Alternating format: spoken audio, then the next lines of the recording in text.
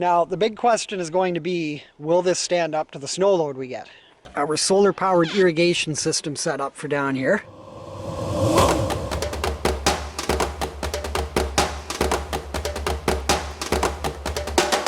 Spring is finally in the air on the Wilderstead, and we couldn't be more excited. This is the busiest time of year for us, and it's awesome. The ducks that migrate back to the north from the south are starting to show up on Lake Inferior. The peepers are out in full force at night. And of course, our first round of seedlings are doing awesome. We need more room. So this means we got to kick it into high gear, getting our second greenhouse, our hoop house built. You want to go down and check your frogs? Let's go down and check your frogs.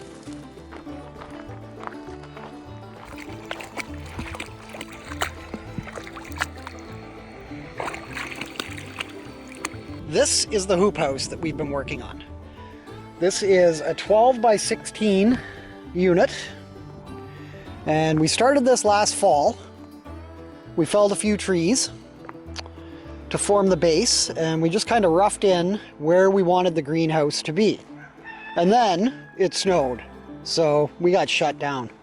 When someone offers you a big pile of poop, you don't turn it down. This is just the beginning of it. I have a feeling it might be Groundhog Day today. We're gonna fill it up. It's gonna get full again. We're gonna fill it up. It's gonna get full again.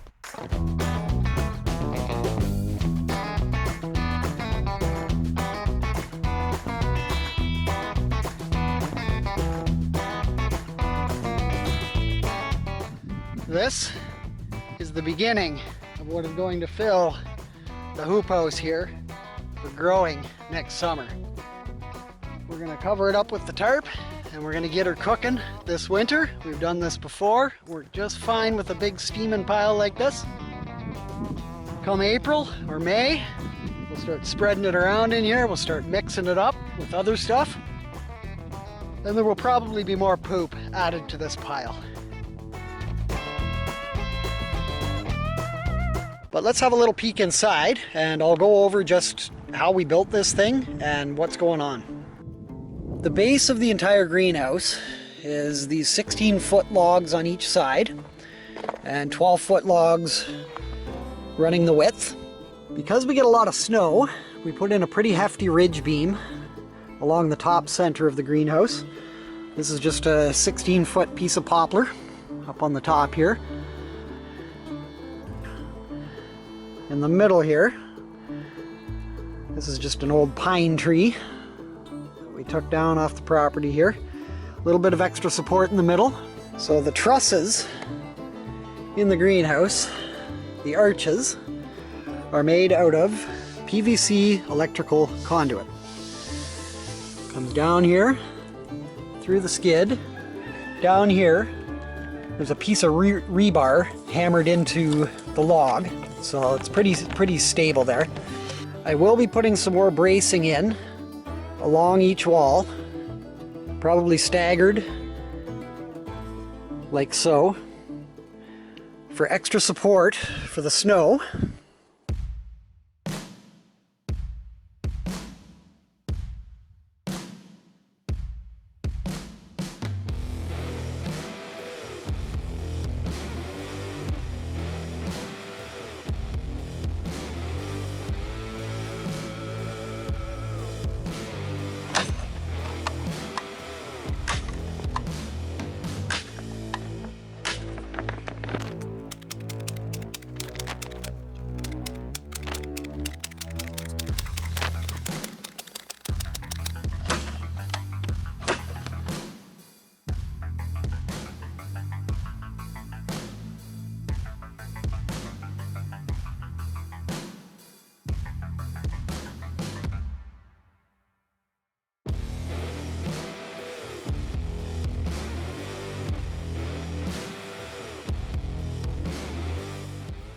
So the bottom of the greenhouse is set up with pallets that we cut in half.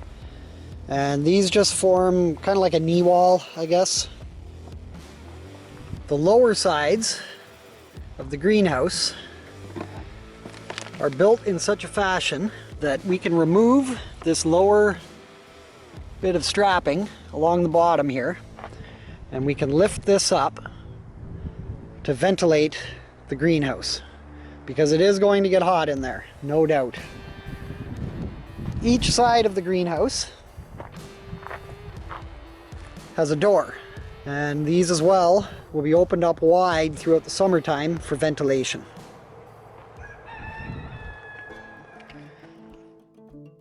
We decided to go with raised beds in here just to keep some form of organization, because otherwise it can get pretty cluttered, pretty messy. We have some decent walkways here. The beds we framed in with scrap pieces of pine and other lumber that we had sitting around. We then filled those in with some various sticks and logs and pieces of bark and all kinds of good organic material like that.